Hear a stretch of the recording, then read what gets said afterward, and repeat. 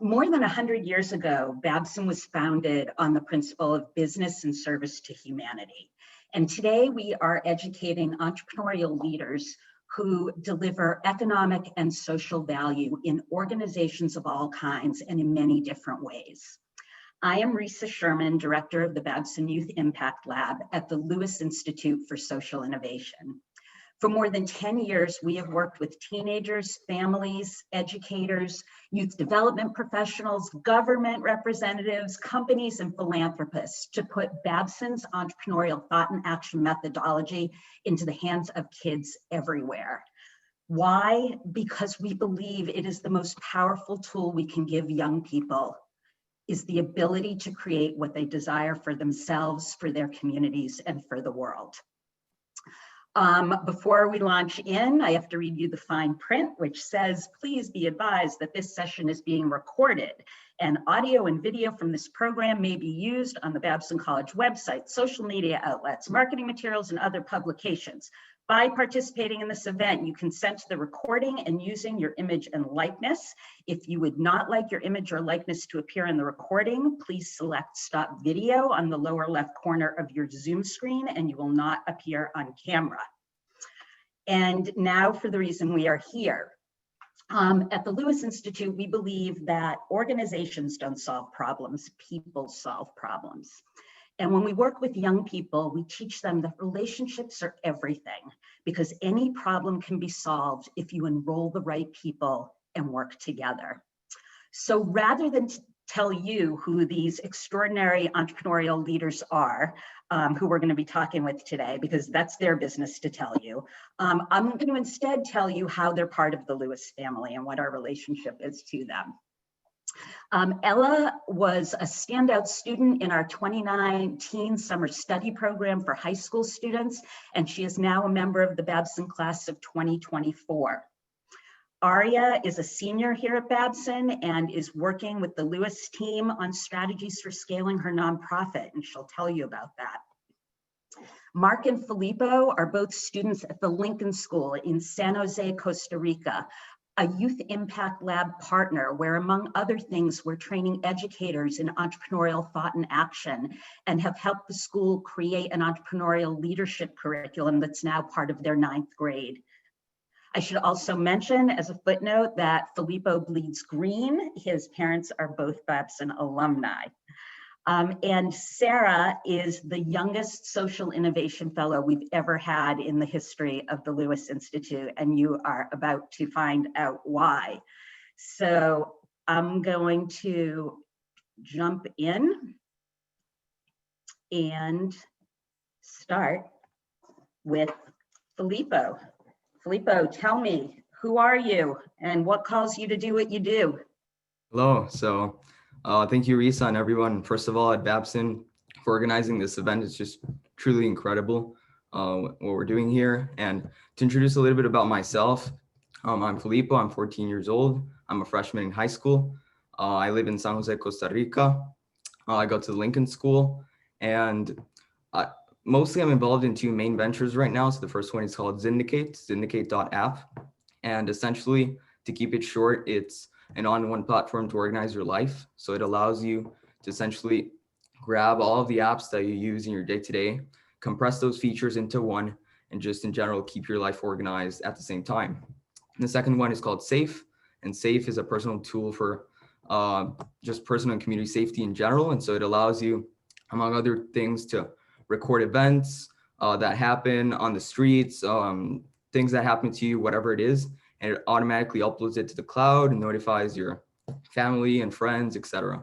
So just in general, one of the biggest themes that is present in my entrepreneurial journey is the theme of serving people with value, right?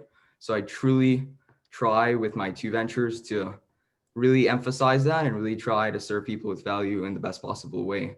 Besides that, I'm also a full stack software engineer, podcaster. I design a little bit for my businesses as well. And I'm also a writer as well. So that's sort of an overview of who I am.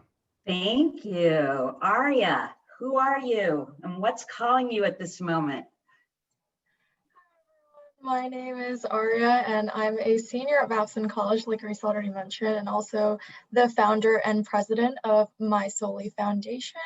My Soli Foundation is the one and only organization that has ever attempted at breaking the cycle of child marriages in the developing world. We do this through a combined approach of entrepreneurship, financial literacy, and leadership and confidence curricula, as well as mentorship and near peer role models, because child marriage is still happening and it has to end. Thank you.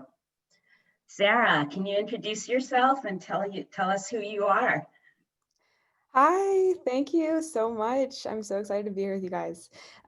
So I am Sarah Little. I am a journalist, a social innovation fellow, and the founder of More to Her Story. A little bit of background on me. I grew up traveling in different countries. My dad is a social entrepreneur. My mom is a documentary photojournalist. So I kind of grew up trailing them on their many adventures around the world. We lived in the Middle East for a good chunk of my adolescence, which shaped my worldview and kind of also what I'm doing today. And that's kind of where my curiosity stems from and my desire to know the more to people's stories.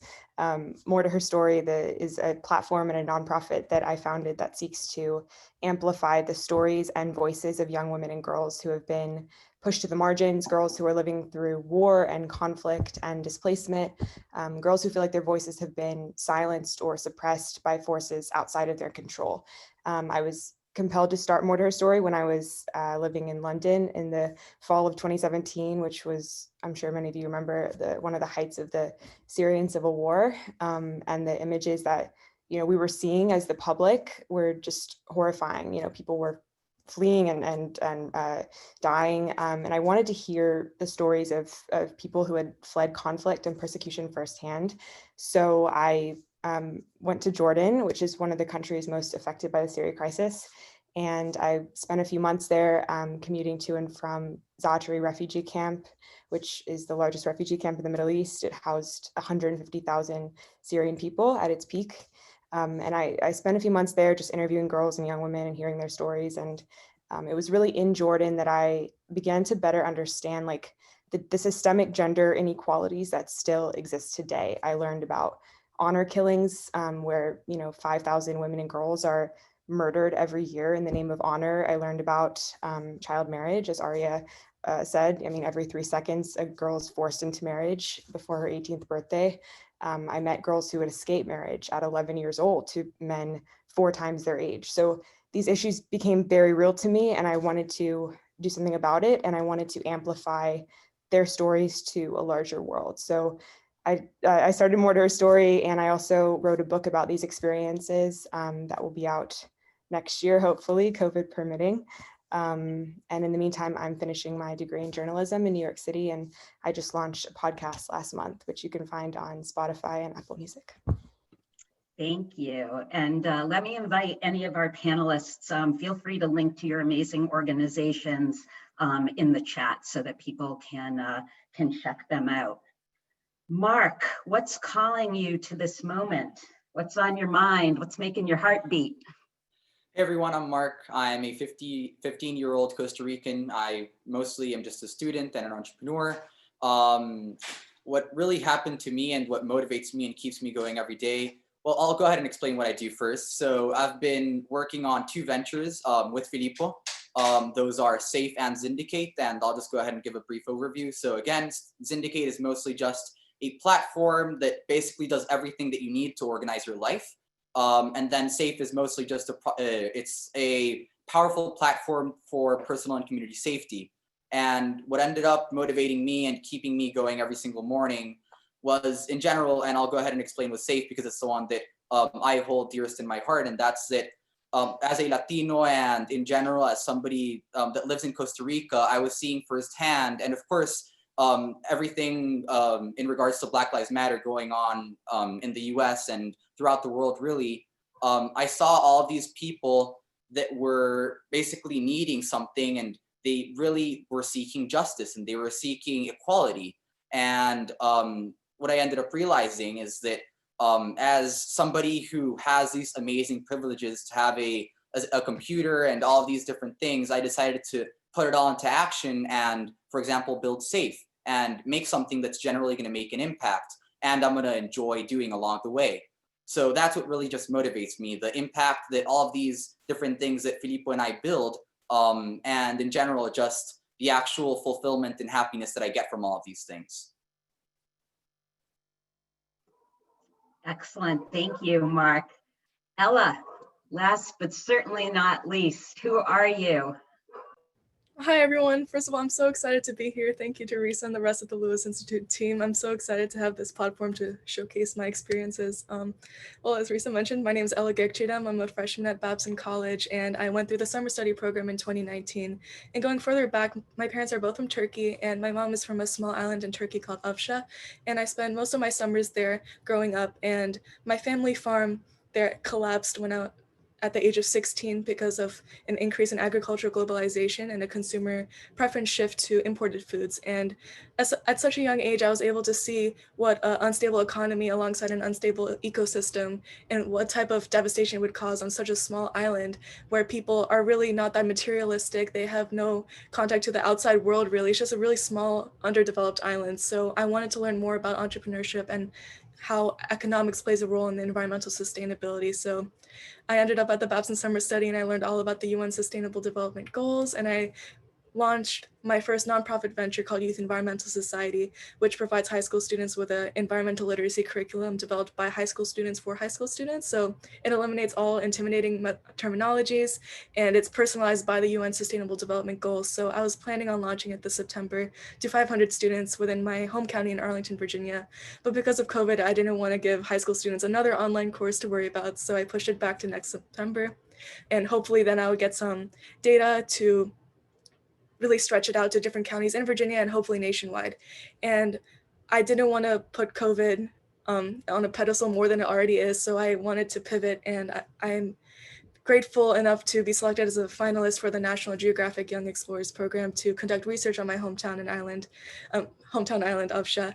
And I will be conducting research, as I mentioned, on the ecosystem and biodiversity on the island. I will also be learning more about the food system there and finding out ways that I could use entrepreneurship and environmental education to help really boost up the economy and also the personal well-being on the island. And prior to that, I started a tech company called ePro Technologies.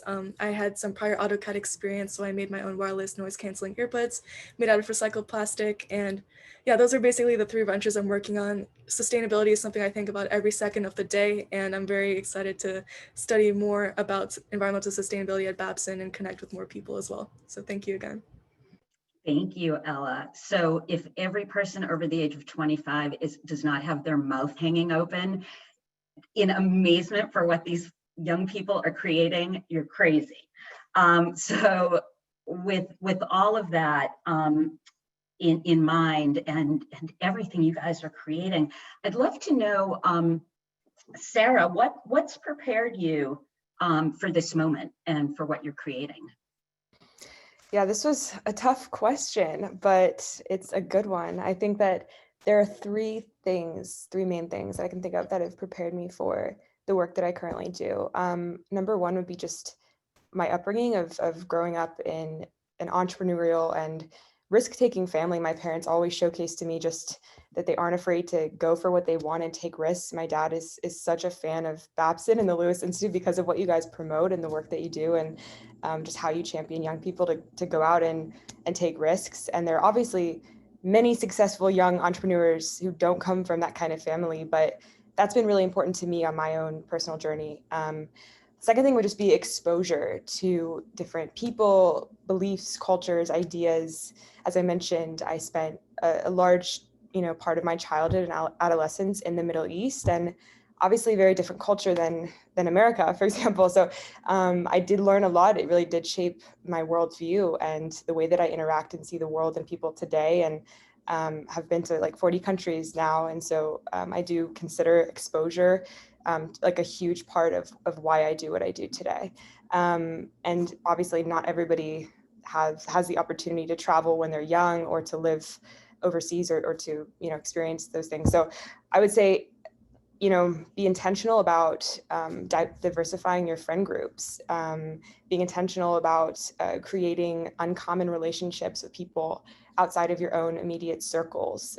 Social media is a great tool for fostering that uncommon connection. I mean, Babson literally has something called the uncommon table. So it's perfect for what you guys stand for. But for example, I still keep in touch with the girls that I've met in refugee camps through WhatsApp and Instagram and Facebook. And these are great tools just to connect with people outside of your own immediate circles. So that's what I feel like has prepared me personally, and also, some advice to help prepare others. Thank you. I also just want to mention that we're happy to take your questions in the chat. We're going to leave a big chunk of time at the end of the hour. So feel free to pop a question in there. Ella, you started to talk a little bit about your experience in the Babson Summer Study Program. And I'm less concerned about what about the program, but what did it manifest in you? What are the things that the program ignited in you, and how has that prepared you for what you're doing right now? Well, first of all, I didn't even know what the UN SDGs were before I attended the summer study. So that was one big component. And now I developed my whole nonprofit surrounding that. So the resources that the summer study provided me were just priceless. Alongside that, it was definitely the connections I gained from the students. The closest friends I have now are from the summer study. And I learned so much about their experiences back in their home countries. I made friends all the way from Haiti to Rwanda to Mexico. It's just, I talk to them all the time now, and just hearing about how they use entrepreneurship as a way to help their own communities, it really inspired me to really push and help my own community as well in the process. And we learned so much from each other. That was definitely one of the most valuable resources. And it also allowed me to get a taste of Babson and what Babson's social entrepreneurship curriculum, how they integrate social innovation into all of their courses. It allowed me to get a taste on how they approach on social entrepreneurship and how they don't view it as this completely different thing. It's kind of all under their entrepreneurial thought and action methodology. So I just was completely fascinated with how they approached entrepreneurship. So again, being in a cohort with like-minded entrepreneurs who just want to use entrepreneurship as a way to cultivate social change was just one of the best experiences I've ever had in my life. And it was the one thing that catalyzed me to actually start Youth Environmental Society and the Upshur Project, and having the Lewis Institute as a cheerleader constantly whenever I'm starting a new venture. It was definitely the best experience. Ella, I want to just build on something you said. You talked about the importance of connecting with other students, and Sarah actually mentioned the uncommon table. And since you've created this at Babson, I'd love you to talk a little bit about what it is and why it's important for young people to cross-pollinate and have the chance to collaborate and talk to each other. Yeah, so I've had a lot of experience in youth activism and also getting a community of young people on the same page. I'm the Deputy Director of Finance for the youth-led climate organization, This Is 0 Hour, and I've been on that team since 2018, and I've been working alongside Greta Thunberg trying to get her on the climate strikes in 2019, and Jamie Margolin and all these climate activists, and seeing the huge amounts of people and youth who actually have the same goal of getting climate policy enacted in our local governments and national governments was just so empowering. And seeing that firsthand and being a part of the movement definitely motivated me. And it also applied to different other organizations that I was a part of as well. And I still am, like Earth Echo International. I'm on the Youth Leadership Council, and I'm just connected with a bunch of people who want to cultivate marine biodiversity and water conservation, and just people with the same mindset as me. And when you're by yourself, entrepreneurship is a really lonely journey at times, when you're working by yourself, and maybe sometimes just people don't believe in your mission, and it can get really frustrating. But the most important thing is knowing that you have a community of people to fall back on. And not only that, but when you have people who have different experiences as well and still have the same goal as you could cross-pollinate, as you said, and think of new ideas and brainstorm and make sure your idea or venture idea is more encapsulating of different perspectives and different cultures, and make sure you have the best end product at the end of the day. So kind of off topic, but I think youth activism is one of the most beautiful things that our generation has to offer. So I'm honored to be a part of it. Thank you. Mark, What has prepared you for this moment in time, and what you and Filippo are creating together? Yeah, so I would say definitely the thing that has prepared me for this moment right now are all of those just experiences that I've had as an aspiring entrepreneur, and just all these experiences I've had while building Safe and building Syndicate. So to go more into depth, when I was starting out, I had no idea what I was doing, and I feel like that was of course okay for the time, but I realized by doing all of this, and by just in general my whole journey, I've come to realize that one of the most important things that has got me to be the person that I am today and be the entrepreneur that I am today is, in general, as many other people have already mentioned, talking to other people and putting yourself out there. And I feel like that's one of the most powerful tools that, for example, social media can offer. A long time ago, nobody had this amazing opportunity to be able to just reach out to someone on Twitter and say, hey, want to talk or something. And for example, while building Syndicate, and this is just a quick anecdote, Filippo and I, we loved this YouTuber called Ali Abdal, and he was this amazing productivity YouTuber who just recently got like 1 million subscribers or something. And we were like, wow, this is truly amazing. And I was like, hey, Filippo, you should reach out to him on Twitter and tag him and say, hey, let's talk. I would love to have you on my podcast. And luckily enough, he responded. This person who we would have never thought would have responded to two kids from Costa Rica said, hey, yeah, I would love to. And 2-3 weeks later, we talked to him for about an hour, and we were able to share all our thoughts and just in general talk to him. And beyond just being able to offer a better product within Syndicate, we were able to just meet new people and again, in general, just be able to get new perspectives and get new ideologies that we would have never had if we wouldn't have connected with these people. And I feel like that's the true key to being a good entrepreneur and just a good person in general. And that's to be open-minded, to take as many opportunities as you can get. And instead of asking yourself why, ask yourself why not. And when you do that and change that mentality, you're going to start realizing that you're going to be taking way more opportunities, and you're going to be growing much more as a person and as an entrepreneur or a student or whatever you're dedicating yourself to, than if you just rejected these opportunities that you would be getting. So for sure, the key and what has got me to this moment is just in general taking as many opportunities that I can get, and just in general reaching out to people and being open.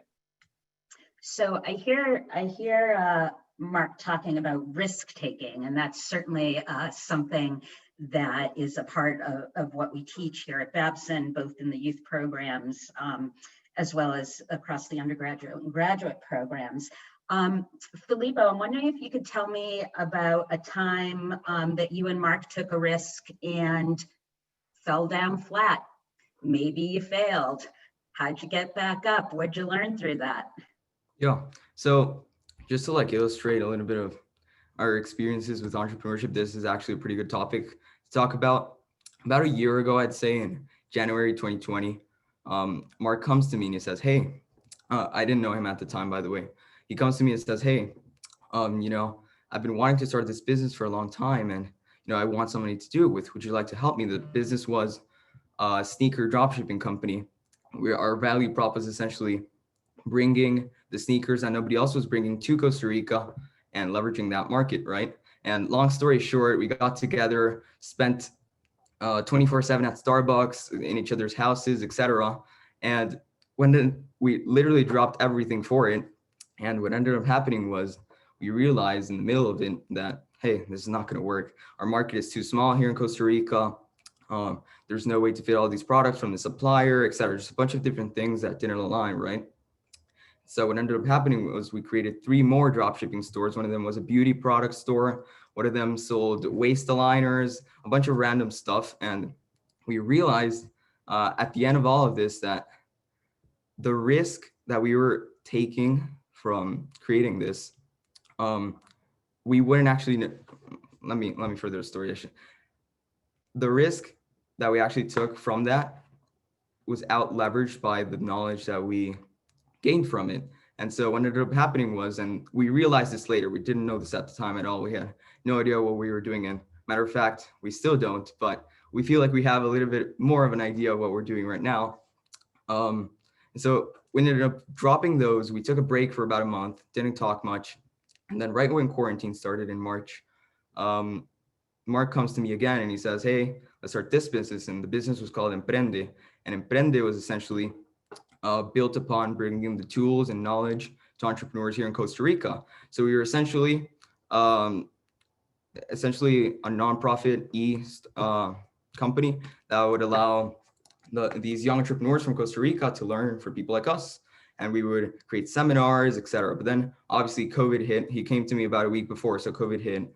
We weren't really able to do much. All we were able to host was one event. So we were kind of stagnant for a little bit with Emprende. And then we had this idea in early May 2020 of this year for Syndicate. And so we had realized by doing Emprende, by doing the sneaker shop, by doing the beauty shop, all of these different ventures that we tried to do and failed miserably at, we realized that all of the 10 to 15 different apps that we use on our day-to-day is just tremendously inefficient. And we took this problem and we said, hey, how can we make this better? And so, because we considered ourselves pretty knowledgeable on the topic of productivity. And so we realized, hey, there's a much better way to do this. And so we took it and we started crafting Syndicate. We were all hands-on, got a bunch of our classmates on board in March. And then we kind of took the first couple of months thinking we knew, and we hit like the jackpot of ideas. But what ended up happening was, and this was the moment where we realized that all of that risk that we took paid off, was when we started promoting the product because we had our designs, we were building the team of engineers, well, at least starting to, and we posted in a bunch of Reddit threads, just online to people in general, and they ended up telling us, hey, the user interface, we like it, but it looks a bit too similar to this other app. And so we ended up realizing that this was sort of like the turning point of our whole like journey with Syndicate in general, that had we not taken all of this risk and dropped everything and redesigned the whole platform from scratch, and having done that because of the experiences of the past, we would not be here with Syndicate today. And in fact, I do believe that if we would not have redesigned it and essentially scrapped 3 months of work from scratch, we would not be here at this point today, talking right now. And so that's really where risk connects to the fact that you must be passionate about something and also enjoy the journey. Because what ends up happening to most people is that they accept their default, right?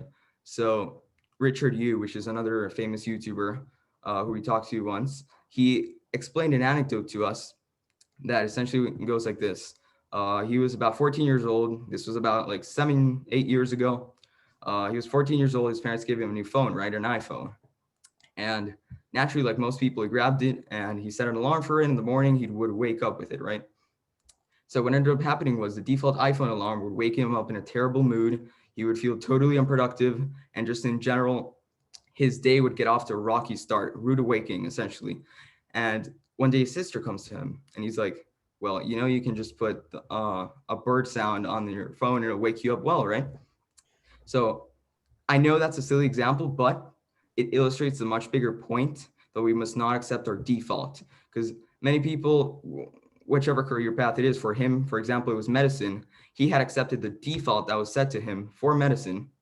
His parents had always told him, hey, you've got to be this really successful doctor. All of his friends believed he would. So just in general, his default in his mind was medicine, medicine, medicine. Then he realized over the years, and especially in college, he picked it up, that entrepreneurship was really the thing that passionated him, right? And so he took, again, a really big risk, dropped medicine halfway through pre-med, where he was literally 3 months away from taking the exam to be able to apply to medical school the following year. He was going into his junior year of college, and he dropped everything, started working on his businesses, and long story short, he failed numerous times, and then finally in his senior year, and now he's a couple of years out of college, he's become this really successful entrepreneur. And so that really illustrates the fact that risk combined with your passion and the love for the journey is really what ends up molding the most successful entrepreneurs. And by successful, I don't mean the money, the fame, or the glory. I mean the true impact that you're able to serve to people and how well you're able to reach them. So that's Something essentially else. what motivates me. Thank you, Filippo. One of the things that that you talked about, that Mark talked about, and that Ellen noted, and Sarah for that matter, is the importance of enrolling other people in your journey as you're developing your idea. And Ari, I was wondering if you could talk a little bit about what inspired you to create My Soli, and also how you enrolled people along the way to bring your vision to life. That's a really great question. So the inspiration of My Soli Foundation probably starts at my childhood and at my upbringing as well. So my mom was a child bride in Bangladesh. And when she was pulled out of school and suffered through 15 years of a fairly abusive marriage in the United States, I had also gone through that, right? And I had also seen her, struggle. I had seen a lot of other women in that community struggle. Every time we'd go back to Bangladesh or back to the region, I'd see young women, either old or, older women or young women. They would be struggling because they wouldn't have a path that wasn't either child marriage or labor that they didn't want to do. It's just the paths are very limited for young women there. And having to experience this firsthand with my mom really shaped how I look at solving such a big problem that's existed for centuries, right? So in my childhood as well. So when my mom was going through, like 15 years of this, just horrible abusive marriage with my dad, who was also double her age, by the way, when they got married, which is even worse. And the tipping point for my mom was, within this problem of like, socio-cultural norms, my dad also wanted to get me married when I was about 12 or 13. So that's where my mom was like, okay, this is the line, like you've already done all this to me, but when it comes to my daughter, it's done. Mind you, I'm born and raised in Brooklyn, New York. It's just very much so not something that anyone would have ever heard of in the area that I was in, or anybody would have expected, but that was the reality. It was still, still rooted in cultural, norms and problems. So like I said, when I came to Babson and I came with this, ambition to change this thing that's happened to my mom, that's happening to millions of girls, all around the world. Like Sarah mentioned, a really important statistic, 3 girls every second is getting married, right? So, or is forced to getting married rather. So I had decided that, like I said, I came from a pretty low income immigrant family in Brooklyn, New York. And in a foundation and people that believed in me were Posse. So some of you may know and some of you may not know, the Posse Foundation is a diversity and leadership scholarship that takes 10 leaders from New York, and they bring them to an institution, a really great institution like Babson. And I came to Babson with Posse believing in me, right? So Posse saw that, okay, this girl did not have as many resources growing up. Her grades aren't that great, but she has leadership. And they believed in my leadership and they brought me to Babson. And I was so grateful that they saw that in me, that they saw that in my cohort of my Posse. And after I came to Babson and I was exposed to so many great resources, and not to mention for a business school, Babson does a lot of, I guess, awareness around social entrepreneurship, around sustainability, and I think what's really remarkable about Babson is, how much almost pressure they put on doing good with your business. That's a really big thing, right? So with blank center resources and everything, I told them I came in with a very broad problem. It's like, I want to solve the issue of child marriages, but I want to do it in a preventative way. I don't want anyone to have to go through what my mom went through. My mom had me break the cycle, and my mom broke the cycle which I'm not sure if I mentioned, but after that whole thing happened and my dad was like, okay, yeah, no, it's time for you to get married, and they got divorced, she survived through entrepreneurship, and she survived through building herself back up again. She taught herself business skills, she taught herself entrepreneurship skills, and now she's a serial entrepreneur. She's happily married to a man that she chose. And you know, things have worked out. So it really was a lesson for me coming into Babson and realizing that, okay, this is possible, and this is absolutely a solvable problem. So came to Babson, and a lot of my questions was like, okay, so how do I start this? And Babson really helped me get me started with you know, the gears and, like, you know, the starting of the program, right? So they were like, okay, you probably are going to need to do research trips. So I'd done research trips in Bangladesh, I'd done research trips in these very much so low income developing communities, and I was asking families, I was asking religious leaders, what was it that what was making them feel like girls needed to get married, right, in this region? Because they didn't even attempt at solving this problem before. It was like, why do you send your daughters to school if you're just going to pull them out and get them married anyway? And they were like, the problem is actually because they don't have job opportunities, and they don't have, we need to get them married because they can't do anything else that's not being dependent either me, their father, or their husband. There's just no other available opportunity for them. But no, I don't want to get them married. I actually want to keep them in school. I want them to have a career. They don't have that option. So that to me felt like a very solvable problem. And after those research trips, I came back to Babson. I shared my insights with the advisors, of course, at the Lewis Institute, and the Blank Center was of great help as well. And they were like, okay, so, you know, how are you going to start this? And we were like, okay, my co-founders and I, we decided to develop a curriculum, and the curriculum would entail entrepreneurship, financial literacy, and leadership and confidence. So entrepreneurship would be like, you know, very, very boiled down things. It wouldn't be like the things that we learn at Babson, which is like rocket pitches and PowerPoints and you performas and like very intense stuff. They needed a place to start. So the basics of ideation, the basics of selling, the basics of how do you make a real impact on your community. We also teach them leadership and confidence. So that's a lot of how do you respect authority but still challenge authority, because we never want to get them in trouble.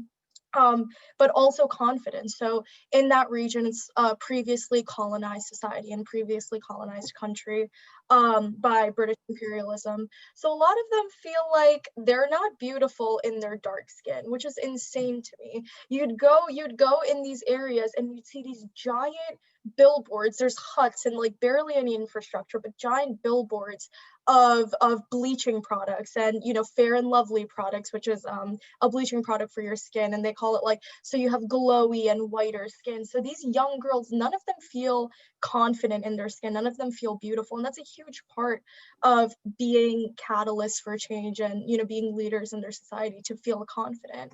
And lastly, we also teach them financial literacy. So they're learning skills that's actually like better valued in their family than even the sons and the brothers would be at this point in their family. And this is something we make really clear to their parents. We're trying to disincentivize this idea of girls are burdens, or, you know, my daughter is a burden. And we're trying to make sure that parents don't see them that way anymore.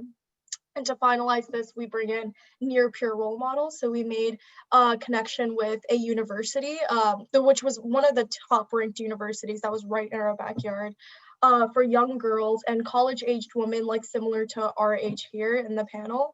And they would have already been in the conversation of inclusivity and diversity and gender equality, and they're just really great women who've actually helped us with the curriculum. So similar to Ella, it's like, you know, these young mentors who are not a girl. I'm from Brooklyn, New York. Like, I can't possibly know all of the problems that they go through in their community. It had to be informed by young girls in that community in Bangladesh. So we made sure that it was truly, truly, truly informed by them, and now they're delivering the curriculum. So it launched at the beginning of this year, and we're really excited. You should be, and congratulations. Thank you. it occurs to me, Ella mentioned this and you did as well, that, the UN global goals, the biggest challenges facing our global society, these huge, seemingly insurmountable problems that we can, that you, me, we can have impact. So Sarah, as someone who not only is a change maker herself, but travels the world and speaks with lots of young women who are also change makers in their communities, what do you think the biggest opportunity is for young people right now? Yeah, so I would say, first of all, I love that story, Aria. It's an incredible story. And I really loved what you said about disincentivizing the idea that girls are burdens. It's so important. So, sorry, reset your question. The biggest opportunity now for young people in this very unique time that we're living in, I think, is networking. I think that there's never been as easy of a time, as strange as that sounds, like as easy of a time as this to reach out to people that maybe you've been following on Instagram or Twitter or LinkedIn, and have been meaning or wanting to reach out to set up a coffee meeting or an informational interview or asking about career advice. I remember when I just kind of started out on this journey, and I literally, this is kind of a crazy story, but I DM'd the UN Refugee Agency on Instagram because I saw a photo that they posted of a 16-year-old Afghan refugee named Medina, and her story really blew me away. And she was also a survivor of child marriage, and she escaped that, luckily. But her mother actually took her and her 5 siblings and fled from Afghanistan, where she's from, to Belgium, in Brussels. And that's where her family lived. And so I DM'd UNHCR on Instagram and I said, can I meet Medina and hear her story in person? And they said, sure, but you have to come to Belgium. And so I did. And that was the start of like a huge friendship between me and Medina, and a relationship between me and the UN Refugee Agency. And that never would have happened if I hadn't just reached out on Instagram. So I would say that people are actually a lot more willing to engage with us than we think they are, more often than not. So now is, the best time to reach out to people. The UK just went back under lockdown last week. So people are confined to their homes. They're more willing to just engage with young people, I think. Thank you. You mentioned networking. Ella, I want you to talk about an important networking event for teenagers who are tackling big issues tomorrow night. And then we're going to take some questions that are starting to pop up in the chat. Yeah, so based off of the Lewis Institute's Uncommon Table methodology in their program, myself and a high school senior at Wellesley High School created Teens Unmuted, which is basically an uncommon table for teens only, where we all get together and no adults are allowed, and we all just talk about social issues. And the call tomorrow is going to be based off the American political system and how issues, like how American society is based off of this one document. And there's so many issues today, such as the Electoral College and the two-party system, that are becoming worse. Like they're creating such a divide in American society. And we want to hear teenagers' perspectives, since we're going to be the constituents and future policymakers, and we want to engage in a conversation surrounding that topic. And last week it was about how to be sustainable, and not the last call was about how to be sustainable in an unsustainable system. And it's amazing hearing other teenagers' perspectives on these issues and how some solutions in one country won't work in another country. And if you're interested in that, the link was posted in the chat, and I would love to see you guys there. But only if you're 13 to 18. 18. Or college. Yeah. Exactly. No adults. Excellent. Well, we've got some questions from participants. So let me see. For any of the panelists, who are your idols, Mark? Yeah, so I would say my idols are some of the common ones. So of course, Steve Jobs, I read his biography, and I felt like it was amazing how he envisioned all of these things in his mind, and beating all of the odds, he made these amazing things. But really, I idolize, and something that I've been thinking about lately are people like us, essentially. They're actually making a massive change. So for example, I was hearing Arya's story and genuinely felt like it motivated me. And it's these people and people who are generally commonly interacting with the community that I feel like I personally idolize, and people that I feel like, wow, they're doing amazing things. So yeah, for sure, just people in general, they're commonly making a difference and they're sharing their story. And yeah, just in general, all of these people, definitely people that I idolize. Thank you. Sarah Little, you're one of my idols, so I would love to know who your idols are. I think, I don't know if you guys have heard of, or you might have heard of Sonita Alizadeh. Have you heard of her? No, okay, so she's an Afghan rapper and activist who is actually fighting to end child marriage. She was almost sold into marriage when she was young, and she now uses her art, her raps to like actually promote, girls to stay in school and not get married. And I mean, as you said, Mark, like people our age who are actually making a difference. So Nita is a friend of mine, and she also, is using her platform for good. So I do idolize her. Thank you. Thank you. Ella, was there a time when you wanted to quit or when you wanted to quit, but you stuck through it? Whoops, this is going very quickly. But you stuck through it and eventually it paid off. Talk to us about tenacity and perseverance. Yeah, I'm gonna try tying that into Max's question as well as like what made you feel like you really made it, your venture really made it, because I think I could answer both as well. So of course you can.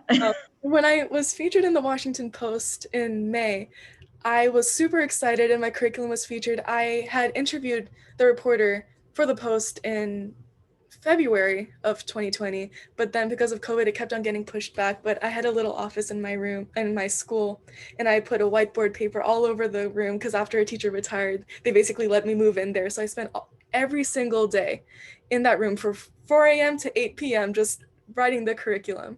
And honestly, every single day I sat there and I thought to myself, like, why am I doing this? Is this even going to help somebody? So it's not even just one moment. I always felt like second guessing myself, which was really bad, and I eventually got over that. But especially at such a young age, when there's not that many people believing in you, of course, like you have really solid people, but also, especially in the climate change movement and environmentalist movement, there's a lot of people doubting you, especially in the political system. Like people just don't believe in climate change, unfortunately. So you just sometimes think to yourself, like, is this worth it? Are people going to actually believe in it? But then you remember, like, if you're genuinely passionate about something and authentic to what you want, the main reason you're creating this venture, I believe that you'll stick through it. But anyways, going back to the Washington Post, it was out for about 5 days, and then I started to notice that there was a comment section, and I looked down and there were at least 30 hate comments geared towards all of the amazing youth climate activists. One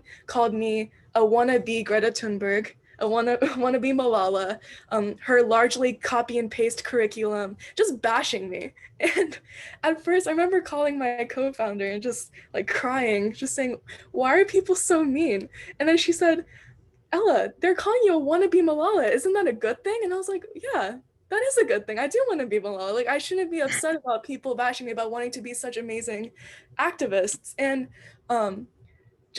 I think that's the moment when I started getting hate comments, I started realizing that I made it. Like, I've made such a big impact that people notice my venture and they're actually hating on it. But in reality, that made me also get over the time in my life where I questioned everything I did. Just seeing how I was finally featured in the Washington Post. People were like, it was gaining so much traction. So many people were emailing me, like wanting to get involved. And alongside that, there were hate comments.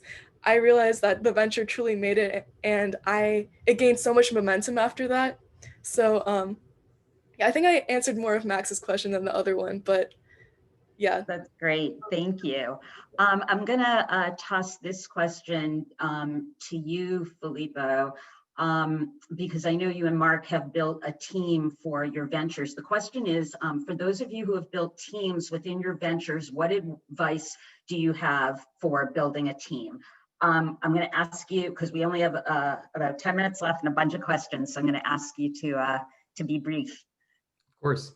Oh man, so for this one, I would really say focus on leveraging connections, and not only connections, but genuine connections with people. You must really understand that business and just in general, life is framed upon how genuine can you come across to people and how well can you connect to them on a more intrinsic and personal level. So, for example, what ended up happening to Mark and I was a couple of months ago, we had literally nobody. It was just us two trying to build our startups. And we reached out to a bunch of people on a bunch of forums.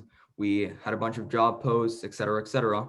And in the beginning, naturally, we couldn't offer as much compensation as we would have liked to these people. So we really focused on finding people who would actually have that genuine connection with us and really A, believed in the product, and B, really wanted to not only work on the product and seek succeed, but seek succeed to help others and really impact them in a positive way. So just we ended up finding all of these amazing people that were willing to at first work for little to no recompensation because we couldn't offer it at the time.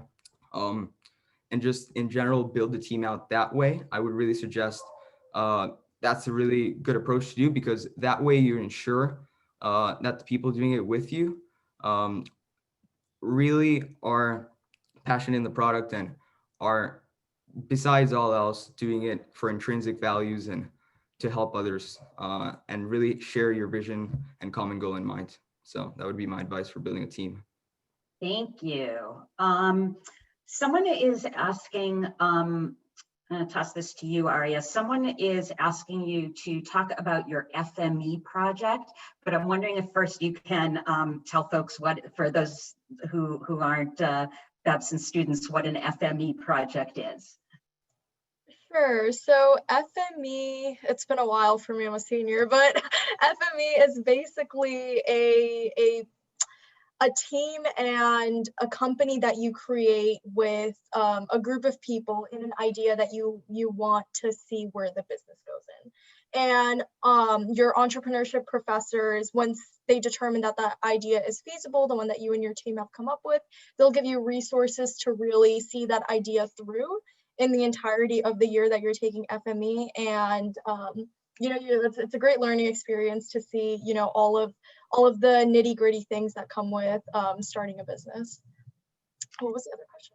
So FME is a class for first year Babson students. And what was your FME project? Okay, so my FME project was distributing feminine hygiene products, and I can't, oh wow, I completely forgot my my one-liner, but basically in the Wellesley area, we were trying to destigmatize all of the horrible things that come up when you're like, oh, like a girl's like, I've gotten my period or something like that. There's a lot of stigma behind menstrual cycles, and our goal was to create a subscription box of feminine hygiene products and chocolates and things to make a young girl or an older woman to feel good during that time of the month. Thank you. Thank you. I'm going to turn it back over to my panelists and ask if they want to say just one final parting piece of advice for young entrepreneurs. Let's start with you, Aria. I guess leading, I would say to lead with empathy. I've been thinking about this a lot, especially when, you know, such great panelists alongside me that are speaking, and I can't help but notice that when you lead with empathy, how much good can be done. And I would say young leaders who are, whether or not you're trying to start something or be a part of something, try to be empathetic, try to understand that not everybody is going to come from the same walk of life as you, and not everyone is going to come in a path with the same privileges that you've had, and to really understand and know your privilege before embarking on a journey to solve something. Thank you. Ella, what's your best piece of free advice you can offer up this evening? Well, yeah, just like going back, I never saw myself as an entrepreneur growing up. I didn't come from a family of entrepreneurs, like not from a long shot, but I always wanted to be a marine biologist. And as I said, growing up in Turkey and seeing the environment and economy collapse, I kind of got this sense of urgency that really the only way I could showcase that urgency was through entrepreneurship. And finding that click and just seeing, like, finding that outlet for me was one of the best things I could have ever done in my life. And I know a lot of people don't have that click until later on in their life. So I'm so grateful that I'm able to pursue my passions at such a young age. But I think I always talk about this. Authenticity is such an important thing in entrepreneurship. It radiates within your venture and also to other people as well. And if you're not working on something you're not, if you're not working on something you're not passionate about, it's not sustainable. It's not feasible. And it just make sure you're working on something you love, because you're in there for the long haul. And it's much easier when you're passionate about what you're working on. Thank you. Okay, Mark, what's the one best piece of advice you can give? Of course. So with building Syndicate and Safe, I realized that you should never take no for an answer, especially us that are young. People will see us and will be like, you can never do this. So I'll go ahead and build upon what Filippo was saying about building, for example, the team of engineers at Syndicate. People, and by people, I mean CTOs of fintechs here in Costa Rica, told us it's going to take a couple $1 million to build Syndicate. And we heard that multiple times, and that was sort of like a fact for many people. And we said, no, it's not. And we didn't take no for an answer. And we did everything that we could to find a way through. And what we ended up doing is literally we messaged people through Discord and said, hey, we have this startup. If you are an engineer, if you know said languages, feel free to join us.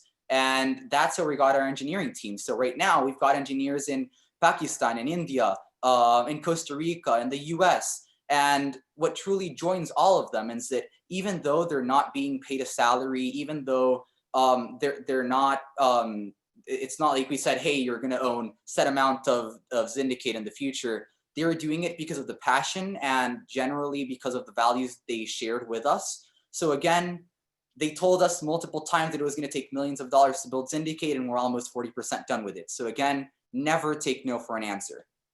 Thank you. Okay, very quickly, because I cannot hear it. Sarah, what's your best piece of advice? So I'll be brief, I promise. I have 3 things that I want people to take away.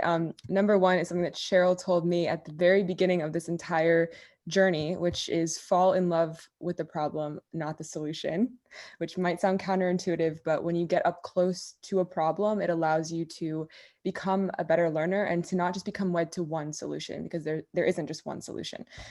Second thing is fail often and fail forward. Failing forward is critical. Trial and error is critical. And every single entrepreneur will tell you that they failed so many times before they've succeeded. And number 3, I'm actually stealing this from my latest podcast guest, but I thought it was too brilliant to not pass on. He said that nobody knows, pardon the French, what the hell they're doing. And anyone who tells you that they do is full of BS. If you can walk into any space and just be fearless and say to yourself, no one knows what they're doing. I'm operating from a pure heart. I'm operating from good intentions and with passion, then that's all I need. There's no stupid idea and there is no right or wrong. There's only right and left. Thank you. And Filippo, and then we're going to close this party down. Filippo, what's your best piece of advice? Yes, I'm actually so glad that we had this last section, because there's one thing that I forgot to mention before that I think is the catalyst of everything that I do in my life really quickly. And as short as I can, I'm going to summarize it. So once again, Richard Yu, this entrepreneur and YouTuber, he also told us this story about how he wanted to meet the CEO of Gymshark. It's this huge company in the United Kingdom. And essentially, long story short, he spent thousands of dollars on a flight to the UK, train trip, 5 hours down to where the headquarters of Gymshark were.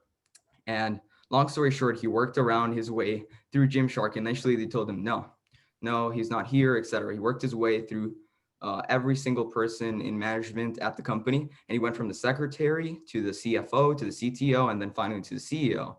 And that's not really the point of the story, which is perseverance. But the point of the story is that he was talking to this guy, and this was at the time where he wanted to quit pre-med, right? He was talking to Ben, who's the CEO of Gymshark, and the biggest piece of advice, and once again, like Sarah said, it's too big to pass up on, is he told him, look, Richard, by dropping pre-med, you're not risking a thing. It would be risky to not do it. The reason is it's risky not to do the stuff that you're truly passionate about, because in the long run, even though it may seem impossible, it's much more likely you will succeed at something you're passionate about than something you're not. So Richard, Thank you. states, yeah, exactly. Yeah, that's enough. Thank you. Go ahead. So on behalf of the Youth Impact Lab team, on behalf of the Lewis Institute, on behalf of Babson, thank you. You, the 5 panelists, you are magnificent. You are doing so much, and we're so proud of you. Keep it up. Thank you everyone for coming to the panel. If you have any questions, you're welcome to email the Babson Youth Impact Lab. Joe has posted our email address, and we'll post it again. It's youthimpactlab@babson.edu. We'd love to hear from you. Let us know what you're up to. Be well, everybody, and good night. Happy Global Entrepreneurship Week. Thank you. Thank you. Bye, everybody. Thank you. Thanks. Thank you. Bye. Bye.